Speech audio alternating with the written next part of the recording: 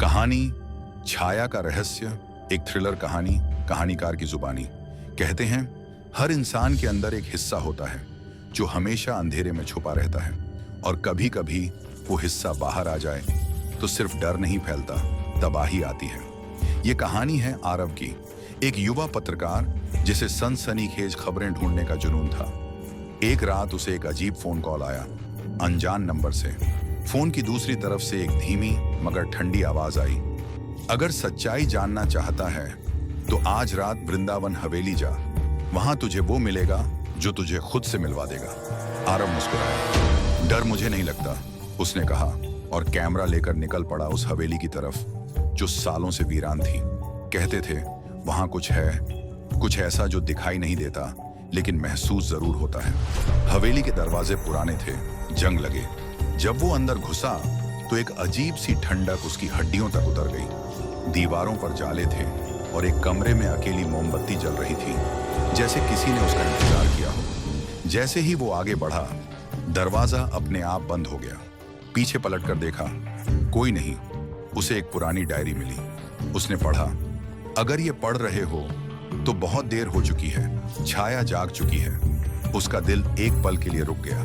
फिर दीवार के पीछे एक गुप्त रास्ता मिला। वो तहखाने में उतरा जहां एक पुरानी वैज्ञानिक लैब थी।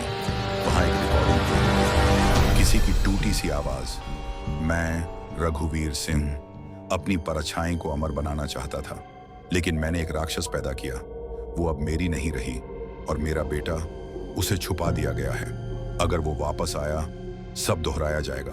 आरव ने दीवार पर टंगी एक तस्वीर देखी, एक आदमी, रघुवीर, और उसकी गोद में एक बच्चा। वो बच्चा हूबहू आरव जैसा था। उसके हाथ कांपने लगे। क्या मैं ही वो बच्चा हूं? वो बड़बड़ाया, और तभी वो आई, एक परछाई, धीरे धीरे दीवार से निकलती हुई। उसकी हर हरकत आरव की नकल कर रही थी, लेकिन उसमें एक गुस्सा था, एक खामोश चीख। आरव भागा। हवेली की हर दीवार पर उसकी परछाई दौड़ रही थी। वो डर से थर थर कांप रहा था, लेकिन उसने हिम्मत नहीं हारी। आखिरकार उसे लैब में एक बटन मिला। बटन दबाओ और सब खत्म कर दो, लेकिन याद रखो कुछ कीमत चुकानी पड़ेगी।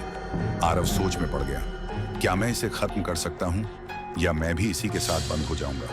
फिर एक चीख, एक फ्लैश और सन्नाटा। अगली सुबह एक आदमी हवेली से बाहर निकलता है, मुस्कुराता हुआ।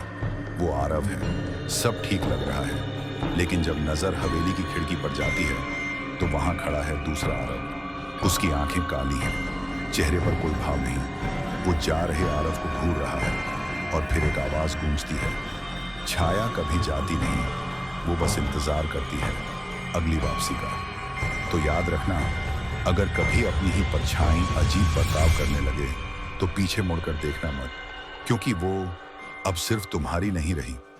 हेलो दोस्तों, एक और न्यू वीडियो आ चुकी है। ये मेरा न्यू चैनल है, तो मुझे जरूर सपोर्ट करें। आपके सपोर्ट से ही हम आगे बढ़ेंगे।